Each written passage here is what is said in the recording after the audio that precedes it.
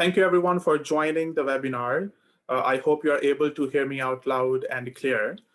We are live on Facebook, and if you have any questions, you can type it in the chat document, or you can type it in our comment section. My name is Ravneet Singh, and I'm the Chief Information Officer with factspt.org. If you have any questions regarding the evaluation process or credentialing, or where to take courses, if you want to talk to us, feel free to visit our website at www.factspt.org. This morning is very special for me because I have very special guests with me. I have a very special co-host with me. And the topic of this presentation is going to be transitioning from USA to Canada. Right? I myself have been working with Canadian students for almost 3 to 4 years now. And this has been an honor to have our guest speaker, Pooja Vyas. She will tell her story in a bit. We have our co-host, Mr. Abhishek Saxena, who is the CAPR support expert consultant with PCE Final Frontier. This webinar has a special reason for us to do on this particular day, because we have been receiving a lot of questions regarding how to transition from the USA to the Canada, because a lot of people like to have an alternative plan just to keep themselves stable for their visa purposes, right? As a foreign trained physical therapist, it was our duty to bring this topic in to you so that you can get your answers straightforward from the people who have gone through the process and who have been living in Canada for such a long time, and that they can answer your questions with all the experience that they have gained in those years that living in the Canada.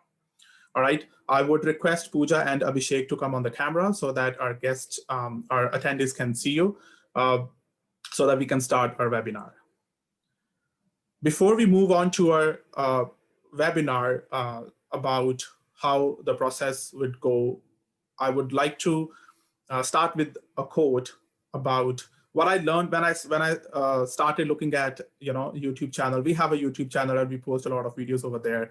But I came across a YouTube channel which talks about how to survive in USA, how to survive in Canada, and how to manage your finances, how to manage if you are looking for an apartment, which area is better, which is not.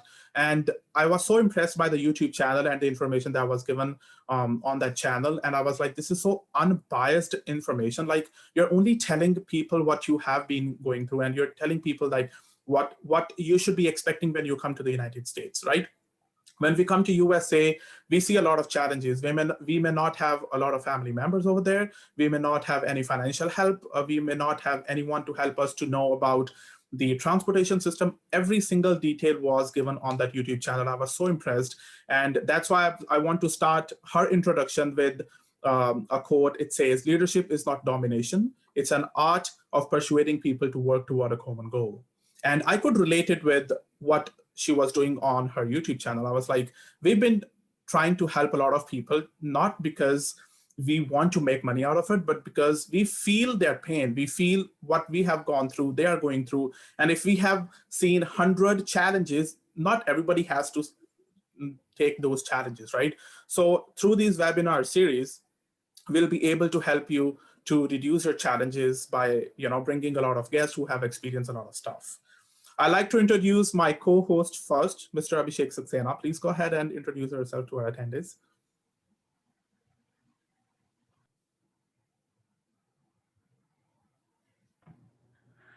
Hello, everyone. My name is Abhishek, and I've been a consultant with PCEFF. It's been a pleasure to work with PCEFF and helping out students. So yeah, pretty much looking forward to helping you out. If you have any questions, feel free to reach out.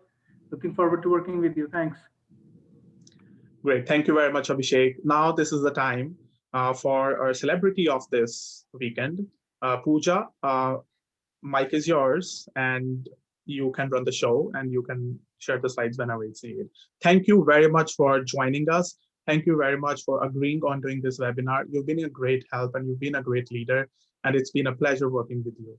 All yours. Thank you. Thank you, Ravneet. Thank you, Abhishek, for joining us. And namaste, everyone. This is Pooja. This time it's not a YouTube video, it's a webinar, and I'm glad to be here. And it's my wish and my prayer that you guys are staying safe with the pandemic going on. I wish all of us get out of this pandemic pretty soon. With that being said, welcome to the webinar. So let me just get it started. Let me turn the slideshow on. Okay, so just brief overview of what is going to happen in the webinar. It is going to be around 20 to 25-minute slideshow presentation where I am going to share my life story, my experiences, and then we are just going to get an overview on, how, if you are planning to transition from United States to Canada. So basically, if you're planning to give the Canadian license exam, that's PCE, what all things you need to keep in mind. Just giving you a brief introduction to the whole world of PCE, how you do things, and I'm hoping with this that you can take my experience as a reference, and I'm hoping that whatever challenges I faced, you guys don't have to face it. You would be smarter, you will be stronger, and you will be more successful. That's the wish. So okay, let's start. So this is me. Um, so I'm a foreign trained physiotherapist here in Canada. I graduated 2016. Then I went to United States for my master's degree, and I decided that I'll give NPTE. So I cleared NPTE in 2017, and then I had a lovely time in the United States. But then I decided I'd also attend PCE. So I gave PCE written in 2019. So right now I'm a resident physiotherapist in Canada and a registered physiotherapist, a licensed physiotherapist in New York. That's that. Let's go to the next. Okay.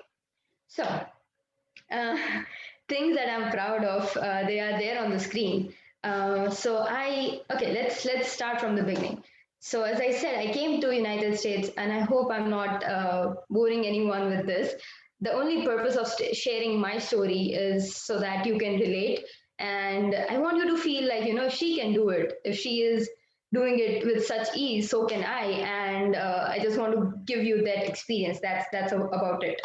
So 2016, I came to the United States with Nisha. Nisha is my life partner, my husband, and we came to New York to do our masters. Um, and then we decided of course, we were physiotherapists. We just had graduated, so we decided that we'll sit for NPTE. So I sat for NPTE next year, and then I was able to clear it in the first attempt, and it was a really good moment for me. And things from then on were pretty smooth for us. We went on, and me and my husband, we went on and started Movement Masters Physiotherapy. We had our own clinic in New York. We are still running it, even with the pandemic going on. We still are trying to keep the business going. So that's that. We also we had a lovely experience. We met some pretty great successful physiotherapists and even brilliant human beings. I had the honor of talking to Bhupendra sir. He also guided us a lot. So we had a good experience in the United States. The thing is that then we realized I was on student visa, right? So in the United States, what happens is once you're on student visa, and if you want to continue living there, you either go on to your OPT and then you go on to H1. And then I realized that, and it's not like I didn't know about it, but it hit hard, So I was like, okay, so this is where the immigration process starts. And then we decided that, there could be other options. So yes, my clinic, Movement Masters Physiotherapy, and YouTube channel are part of my achievements so far. Okay, so as I said, we were there, we were on student visa, we started the clinic, things were going great. Then we realized that, immigration is a process, and it is a lengthy process. So initially, because we came on student visa, we thought it's okay, we'll go through the whole process. But then we figured out that, we have our own clinic. So I didn't really want to go on H1B and work with someone else. So I was like, okay, so I don't like the work restrictions. Where immigration is a little bit chaotic for me, considering I'm a foreign educated physiotherapist. I would have to go through pretty long immigration issue. So I was like, okay, that's there. And then there is, if you are on certain visas, you have travel issues. Sometimes they won't let you come back to the country, things like that. So I was like, okay, these were the trigger points. So we decided that it's time we think for something else. And that's when Canada, the neighboring country, the sister nation to United States, came to our mind. And that's when we decided to come to Canada. So my point here is I had a reason why I wanted to transition from United States to Canada. And I hope you guys also have a reason for the transition, because sometimes the journey can be bumpy. Sometimes you feel like it's too much. So when you have a reason, a purpose, that just makes you, go through the whole process with some sort of goal in mind. So be sure that you have some aim, some reasoning as to why you want to transition to Canada. Um, that being said, my story was that we were on student visa in United States. So now we decided that if I want to go to Canada, I need some sort of visa, right? And we were thinking about express entry. We applied in express entry. We applied for a permanent residency. And at the same time, when we realized that our application was accepted, we started the CAPR credential evaluation, because CAPR credential evaluation, this is where PC starts. This is where you should focus also, is that this is a 3 month long process, just the credential evaluation. So it's always a good idea to do it right in the very first time, and to have enough time so that you are not in a rush when you have to give the exams. You don't miss any deadlines, any personal deadlines that you have set up. So that being said, it took us 3 months to do the credential evaluation. And Nishay, my husband, he is pretty smart. So he's like, even before we go to Canada, let's just go to Canada on visitor visa, give the exam. So at least we have some sort of license in hand. So when we reach Canada, you're not nobody, you are at least a resident physiotherapist. And I went to Canada. We went on a weekend, and I gave the exam, and I cleared the exam. So that's my story regarding PCE. Okay, so for you guys, so this is my story. You get an idea. I was in United States, I went to Canada, I had a reason, I did the exams. Now, if you are having a similar, if you are in a similar boat, you can totally relate. If you are not, if you are someone who has another issue, might be immigration is not an issue for you, but you want just a change of scenario, I don't know, you know. So still, the best thing, if you are a physiotherapist and if you are trying to come to Canada, the best thing that you can do is check out CAPR's website. And I challenge all of you to at least spend 30 minutes on that website. It's a straightforward website. Most of the details that you need are there. The only thing is that you need to go and read. So at least, if trust me, if you are watching this webinar, I'll request you all to at least spend 30 minutes there, and you will see that it is very clear. So you won't be anxious. My point is that you guys should not be anxious when you are doing the whole process, but you should be relaxed, and you should do the process because you need to put in the efforts, but you should be relaxed. That's the purpose. Okay. So spend your time on CAPR's website. Okay. Now, physiotherapy in Canada, it's a regulated profession. Regulated meaning that you cannot just work as a physiotherapist once you are done with your education. You have to give the license exam. The license exam to practice physiotherapy in Canada is called PCE, Physiotherapy Competency Exam, right? Now, PCE is a two-step exam. So if few of you who are already coming from United States to Canada, you know that NPT is a one-step exam. You clear the exam, you clear the theory part, and you are done. PCE is a two-step process. So what you have to do is you have to give the written exam, and once you are done with the written exam, then you can give the clinical component. So you give the written exam, then you are called a resident physiotherapist. That's what I am. I'm a resident physiotherapist. And then when you sit for the practical exams and clear it, you are called a registered physiotherapist. So that's the difference. Okay. And we have regulatory colleges here. So for Ontario, there is Ontario College of Physiotherapists. So this is the body, the regulatory office that governs physiotherapists in Canada, right? That's the purpose of these colleges. And what happens is CAPR is administered by, PCE is administered by CAPR. The whole process, the evaluation, everything is done by CAPR. So CAPR is sort of your one-step go-to place if you are in confusion regarding the credentialing and the exams and everything. Okay. Yeah, so that's the gist. I hope you guys, some of you who are brand new to PCE, CAPR, credentialing in physiotherapy, stuff like that, you get an idea that PCE is the exam that you are going to give. CAPR is the website and is the regulatory body that you are going to work with. These are the two things that you need to keep in mind. Okay. Okay, I just want to make sure I'm not going too fast. Okay, let's go to the next step. So we got an idea that we need to do the credential evaluation, only then we can give the exam. Okay. So to do the credential evaluation, we need to know why they are doing the credential evaluation basically, right? So because we are internationally educated, I'm a foreign educated physiotherapist, the Canadian government wants to know that am I educated the same way, or my education is pretty much similar to what a Canadian educated physiotherapist would have. That's what they want to know, that our education and their education, there being the Canadian education for physiotherapy, is pretty much same. That's why they check all our documents, they check our transcripts, they check our scores, they check what we had studied throughout that our whole bachelor process. Okay. So yeah, that's the first thing. That's the reason why they do the credential evaluation.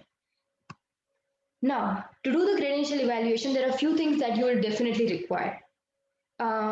First, you need your documents. You need to prove you are who you say you are. So you'll need your identity. Most of us submit our passports as a proof of identity. Then there would be the proof of your education, that what degree you hold. So you need to send in your basic entry to practice degree. So I'm from India. So for my country, the basic degree is bachelor's in physiotherapy. So I send in my bachelor's degree to CAPR along with the necessary documents. Okay. So you'll need to send your degree completion certificate. You'll also need to show how many clinical hours you have experience of. So you have to show internship hours. The minimum requirement is 1,025 hours. That's the hours that you need to show that you have experience in, let's say pediatrics, cardiology, orthopedics, things like that. And this is something that is confusing to few of us, is that you also need to show your command on the English language. You need to show your language proficiency, because let's say I'm a foreign educated physiotherapist, right? So I'm educated from India. Now, because I'm from India, I have to show that I have certain language proficiency, right? So that's why you need to give Ielts. Now, Ielts, you have to give academic Ielts. You need 7 bands overall. So you don't need 7 in each aspect of Ielts, but you need an overall 7 score. Okay. And you can also give TOEFL.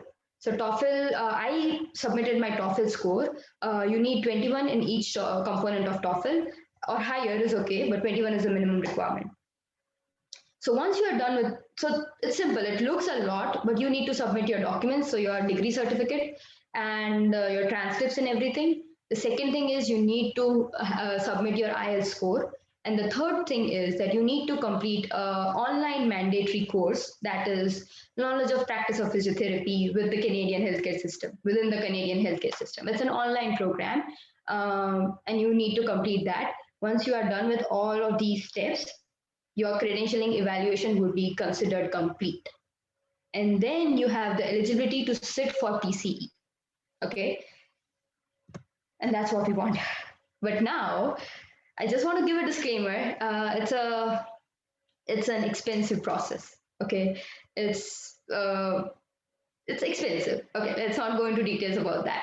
So these are the expenses. So you can expect an expense of anywhere between 4,000 to 5,000 Canadian dollars if things go straight the very first time. Okay, so this is what you will be the expected expenses. Okay.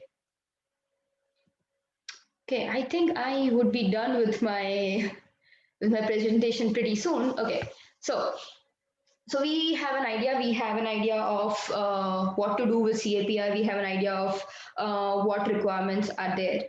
Now, initially, when I gave the exam for PCE in 2019, you had to be present in Canada to give the exam. So that's why when remember, I was in the United States, I had to travel for 1 weekend, give the exam in the Prometric Center in Canada. Now, that's not the scenario. With COVID going on, you can give the exams from your home country, be it India, Nigeria, Pakistan, wherever you are, you can give the exam from your home country. So that's one added benefit. Um, so you don't need to worry about what sort of visa you have. As long as you are done with the credential evaluation, you can give the PCE. So that's good thing. Now, other than that, let's say you still want to come to Canada. So there are a few ways. I took permanent residency as my choice of coming to Canada. So my choice was applying for express entry, getting the documentations done, and then I applied for permanent residency. When I got it, I came here. So permanent residency definitely has its own benefits, and it's the least expensive one because it's sort of the cheapest way to come because you're not spending too much. Uh, and it also comes with certain benefits, so that's a good way. If you can go through it, I would recommend you try permanent residency as your first step to transitioning to Canada. If not, the second option that people usually choose is student visa, right? Student visa, what people do is they'll take a program, a diploma degree program or a master's program, whatever is your choice, and then you come to Canada. And once you are in Canada as a student, if you want to further go into your immigration, you can always go ahead and apply for student visa, apply for permanent residency once you are in Canada. So that's the second option that is there. That's student visa. The third is work visa. Now this is a tricky scenario. Work visa, you need to find an employer who will give you a who will give you an LMIA, and then it goes on from there. So work visa is tricky. Student visa is expensive. Permanent residency is easy, but you need to get your scores there, and you need to put in your profiles. You have to put in work, but once that's done, is the best way out. Okay, so yeah, that's that. And yeah, okay, this is my thing. Even when I used to give NPT or PCE, I'll finish the exam in half the time. And my parents would be like, you know what, sit there for the whole time duration. Don't be done quickly. But that's what I do. I rush through things. So I am done with the presentation. This is what I have to say. And this is what I had to say from my end. I'll be okay to take questions. Ravneet, if you want to take hold of the webinar. Thank you very much, Pooja. That was great. I really like the way that you told your story to them about what you did and what you liked during your journey. So that was really worth listening to you. We do have a lot of questions coming on through our chat and through our Facebook link. So I'm going to ask questions. We do have our co-host Abhishek. So I would like Abhishek to come on the camera and the microphone so that we can have an experienced speakers for the answers. All right, so I'm going to start with the questions, but we will stop the live stream for the questions. All right, great. So Pooja, the first question is to you is, can CAPR waive off the Ielts if you have TDPT or any degree in the United States?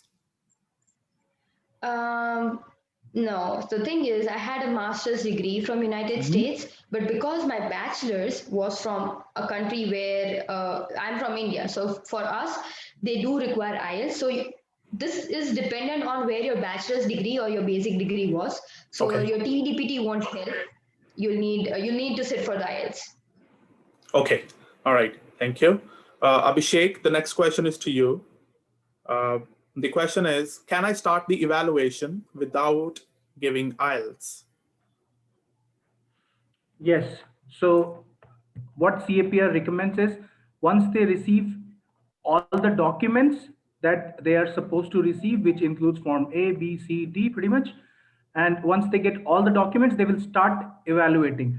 But they would give you some time so that you can get your IELTS done meanwhile. and also the course, as Pooja was mentioning, from either University of Toronto or University of Alberta. But the point here is they'll give you, once they evaluate your education, they'll give you 2 years time to take your first attempt. Okay. So that is the catch. Between that, you need to finish your IELTS. Between that, you need to take your course from either of the universities and must prepare to write your first attempt as well. Okay. Thank you very much for answering that. Another question, Pooja. Uh, the question is, does clearing written examination, becoming a resident physiotherapist, adds up to the express entry in any way? I know that we are not supposed to take any immigration questions, but if you want to answer this one, that'd be completely fine. I will want to answer this one, and this is a very common question now because you can actually give PC from your home country. Unfortunately, it doesn't add up because you need full license. You need to be a registered physiotherapist, and that would add 50 points in your express entry profile, but resident PT won't add much. Okay, thank you. Next question, Abhishek. It's a, hi, I'm third year student from Andhra Pradesh. What is the minimum percentage to get admission in the Canadian universities?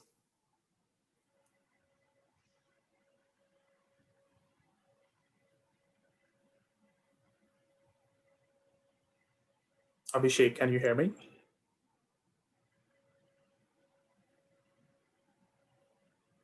All right, let me unmute you. Sorry, you went on mute. I don't know why. Okay, can you unmute yourself? Perfect, thank you. Yes, yes. Thank you. Thank you, Ravni. So basically, there are different programs which you can enroll yourself into. They do have different criteria, so but CAPR has got nothing to do with that. Okay. So CAPR doesn't have to be included if somebody is planning to come to the student visa. Yes. Okay, That's right. thank you. Great. All right, next question to Pooja. Is it necessary for an amputee in India to do a specific program in Canada? Or is the credential evaluation and PCE exam on visiting visa enough to get into Canada and then apply for permanent residency? I know, again, it's an immigration question. We're not supposed to, but you can say no if you don't feel safe, or you can answer the question.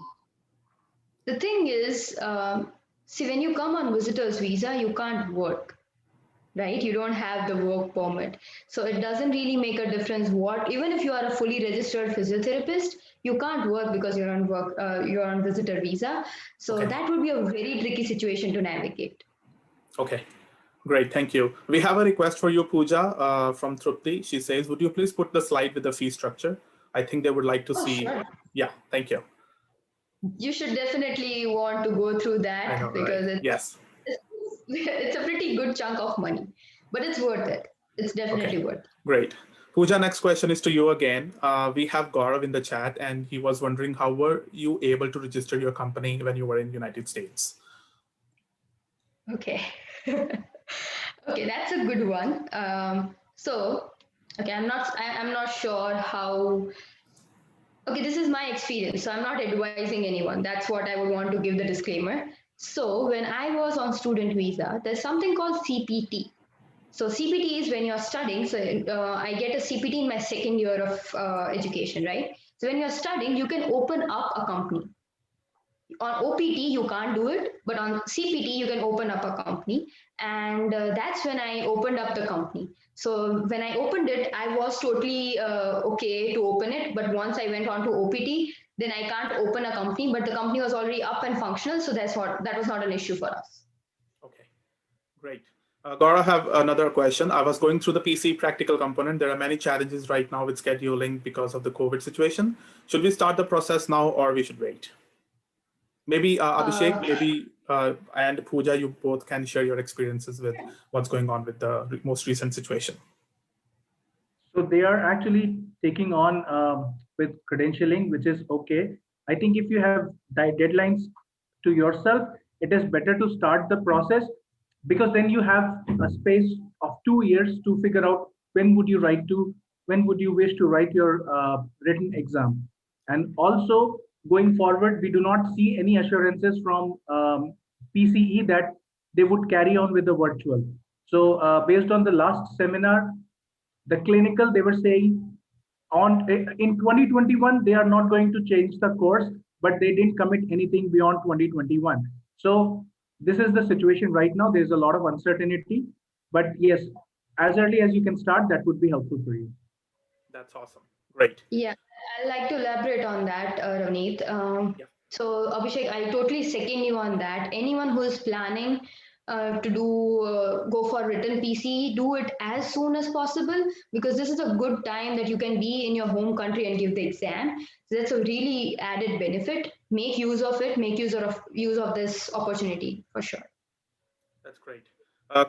Another question for you, Pooja. Somebody said, if I clear my PCE written, how long would I get to take my clinical PCE? What is Okay. the duration of the time that we usually get after that? So the thing is, once you clear the written PCE, then you have to register for the clinical component, and only then you'll be called a resident physiotherapist, right? So that's for the resident part. Now you have, if I'm not wrong, and Abhishek can correct me if I'm wrong, you have up to 2 years to give the clinical exam. Okay, but right now because of COVID, dates are constantly changing. That's why that I don't know how relevant that would be at this point in time. But the thing is, if you give the exam, they will consider it soon for your practicals. They'll make the changes. I would like to add on that. So the only timeline which CAPR is recommending is the first 2 year period to take your first attempt. If you take your first attempt within the 2 year period with the stipulated time that they give, after that you do not have any timeline to write your written or clinical exam. Whatever is convenient for you, you can take your own time. There was a regulation before for few years, like your process need to be completed within 5 years, but they took that off recently. All right, that's great. I have a very interesting question. I think every uh, fresh grad has this question. Can a fresher do the PCE? Yes. Would you elaborate on that? So okay, I didn't go on to into the details of my story. I gave PCE within 15 days because Okay, I didn't that's plan on doing that. So 2019, I lost two of my grandfathers, and somewhere around August, September, I had to rush to India. So my plan was that before 3 months, my exam was in November. I'll study for 3 months, give the exam in November. Things didn't work out my way. The thing was, I'm not a fresher. I already had given NPTE. I had studied a lot, so that helped. But the thing is, if I can do it under, and I was emotionally drained. Okay, I was done actually. Then I gave the exams within 15 days. So the thing is, if you really want to do it, you can do it. And I think if you're a fresher, you'll be more in touch with your anatomy, physiology, the very basics. Because some once you're into practice, you don't really remember where the nervous system, what nerve supplies what, because you just are into your regular practice. As a fresher, you'll have still that education, the academic background would be there. Of course, you won't have the clinical exposure, but the academics would definitely be there. So do things as early as possible. I think I agree on that. As a mentor and a lead instructor for PCE Final 20, I've been teaching for PCE for almost like more than 3 years now, and I completely agree on that. Preparation for PCE or any license exam would vary from a person to person. I completely agree with Pooja that if you are a new grad, it's a great benefit for you to get done with your PCE, because PCE is all about asking basic questions and a scenario question. So when you're very fresh with your books, it's time to register for the exam and get done with your written exam, so that, once you have your written exam cleared, you are into the system, you are working as a PTA or PT, depends on your job profile in Canada, and then you get the exposure of treating with patient that it becomes easy for you to clear your clinical exams, if I'm right. Pooja? Yeah, so I would want to add on that people need to remember, and I think many of us get anxious when they think about exams in Canada or US, because they think it would be of some, I don't know, some alien strategies would be there. It's not that. These are Right. entry to practice exams. These exams are supposed to be given by freshers, not by someone who's already worked for 3 years or 5 years or whatever the timeline is. It's supposed to be given by fresher. Okay, so these are definitely made for you to pass. They are not made for you to fail. Absolutely. I would also That's, like to add something, Shravneet. yeah. So, as you guys mentioned, it is right, but also at the same time, you would recommend, you would see how do you want to come to Canada. if you are looking into PR, it requires at least 1 year of work experience. So you start planning your things right. So probably it is, as both of them mentioned, it is right to start preparing with PCEFF, because for sure you need certain training in order to crack these exams. So this is my personal experience as well.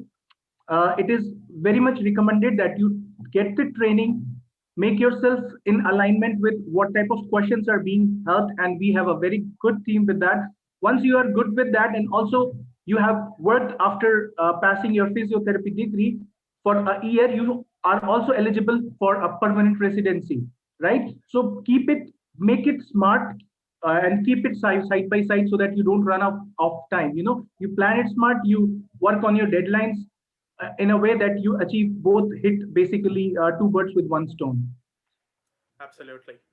Thank you very much, Abhishek, on extending on that. I do have another question for you, which I believe, Janet would be, benefited from your expertise. Janet is asking, which would be wise out of options, to get the credentialing done from my country and give the exam, or just go for a course like a diploma to enter the Canada as soon as possible? How would it affect me financially? Abhishek, I think you went on mute again. So let me just see if I can unmute you. Sorry about that. I think the Zoom is acting today. Okay, great. Okay. So it basically depends on your decision, how fast and what is your priority to come to Canada. If you want to come to Canada to settle for a long term and you're looking at a permanent residency option, it is wise to start credentialing and preparing for permanent residency at the same time, although this might take a little longer. But also you need to figure out what universities and what programs are you targeting in order to, because you eventually, after doing your course, you would be looking into getting a permanent residency for yourself. So that would be adding more costs in terms of coming to Canada. So as Pooja mentioned, your best bet would be try to come as a permanent resident, although it may take you a little longer. But and at the same time, don't waste your time and start uh, working on your credentialing at the same time. So basically, you're hitting two birds with one stone, as I just mentioned. So that would be my advice to you. Thank you. Absolutely. Yeah, Thank you and very much. Yes, Pooja, I please like go to ahead. second Abhishek on. Sorry, I like to second It's Abhishek okay. on that. That's right. The thing is, it's like you have to find the whole murat, the astronomical arrangements of stars for your things to just work right. The thing is, if you come on I have seen people, have spoken to people who waited too long for the permanent residency to happen. So don't wait too long. If you have the idea that this would work out in 6 months or a year or two, that's okay. But if you're not sure what is going to happen, I think I would say, I know the student visa process is a little expensive, but it would get things done quicker. That's what you want, because then when you apply for Canadian Experience Class Express Entry, things become easier. So the thing is, you have to look at, if you want to spend 15, $20,000, or you think you might work on other things and then you will just get the permanent residency. Permanent residency is cheaper, but the thing is, you should be 100% sure, because then you're just wasting time. And the more you think about it, the more difficult it becomes to sort of act and go ahead with that. So make a quick decision, a quick and a wise decision. That's my advice. Absolutely. As a lead instructor with PCE Final Frontier, I've seen many students who are taking the exam from India, or who are into the process of the permanent residency. One of my few, initially when we started PCE Final Frontier, one of my first students who lived in Italy for 7 years and who wanted to come to the Canada and had applied for the permanent residency. So they didn't wait for the permanent residency to be approved. So what they did, they prepared for PCE written.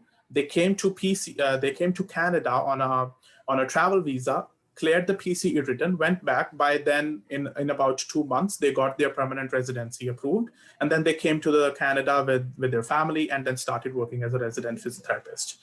So I think it's just about how well you make a plan and how far you can see yourself in next 2 years or 3 years.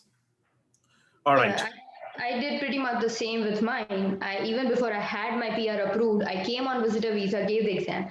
Now the benefit to our, our participants who are here today is that they don't really need to come to Canada. They can give the exam from India itself, or sorry, I'm sorry, I'm from India, so I always think about that. But from your home country, you can give the exam. That just gives you more benefit. Absolutely. We are left with last 2 minutes, so I'll take one more question, and that question is for Abhishek. Abhishek, the question is, I've been living in Canada for 4 years. After I started my evaluation, I changed my address. Do I need to update them with the new address? Certainly, that is one of the basic requirements, of course, because CAPR was planning to go everything online, but they have not launched it yet. So they're still sending mails to your address. So it would be beneficial if you change your, let them know about your latest address. That would be really helpful. Okay. One more question, Abhishek, which I don't want to, give away, which is like, if the CAPR has sent verification to my university, how long would it take for my university, or how long does this take for the verification process? So usually CAPR does not send verification. It is only few of the cases where they have been really concerned about. So as there were 5 criteria to verify the authenticity of a foreign trained physiotherapist. If they raise their eyebrows on any of these things, they might send verification. So to be honest, I am not 100% sure, especially with uncertainties at this point of time with COVID, how soon that would work out. But I can definitely look into that and come back to you. All right, great. Thank you very much, Abhishek. Thank you, Pooja, and thank you, Abhishek, for answering all the questions. If you have any final tips, the microphone is all yours. Go ahead. If you have any final tips, both of you, you can share with our attendees. I don't have a tip, but I do have a belief, and especially as a foreign trained physiotherapist, as someone who was a foreigner in United States and in Canada. Um, the thing is, you need to, totally believe on the fact that you are unique. Your education, your life experiences, whatever challenge you are facing are unique, and that is your strength. It's not your weakness, it's your strength, and it just makes you different from everyone else. And sometimes being different is good, because I have been in situations where I'm the only person of color, and you know what? People appreciated that. So take it as your strength, and yeah, things would work out really well. That's great. So I just have one more point. Yes, try to plan everything so that you are really in a comfortable situation. You're not looking into very tight deadlines, and you're not rushing your process. So yes, look into the big picture together, and then plan your whole steps to coming to Canada. That's my advice to everyone. That is great. I really appreciate both of you joining us in this webinar and sharing your thoughts.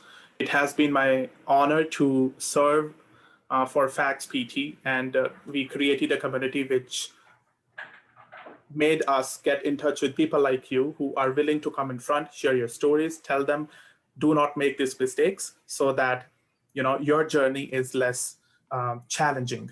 We will be doing more webinars on the process of Canada, but just a heads up that next Sunday, we have another webinar organized by our CEO, Mr. Derek Camilleri, who will be talking to a lot of universities. If you are planning to come to the United States, you're planning to do TDPT, we have a lot of TDPT schools coming to the webinar, answering your questions live, just like this. You can see the flyer on the screen.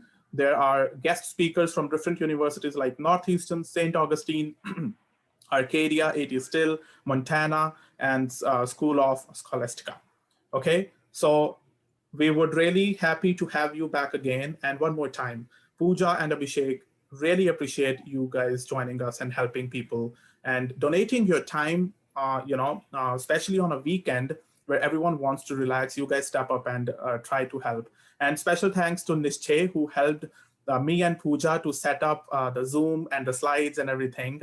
Nishche, Pooja's husband, who helps Pooja, who supports Pooja for her YouTube channel, and they talk about their experiences. It's been a great webinar. It's been a great journey with you guys. We'll look forward to have you back again. Till then, thank you very much for joining, and you both have a good day. To all the attendees, thank you very much for joining. To the support team, Derek, thank you very much for helping in the chat. And we look forward to working with all of you in future. Thank you very much. You all have a good day.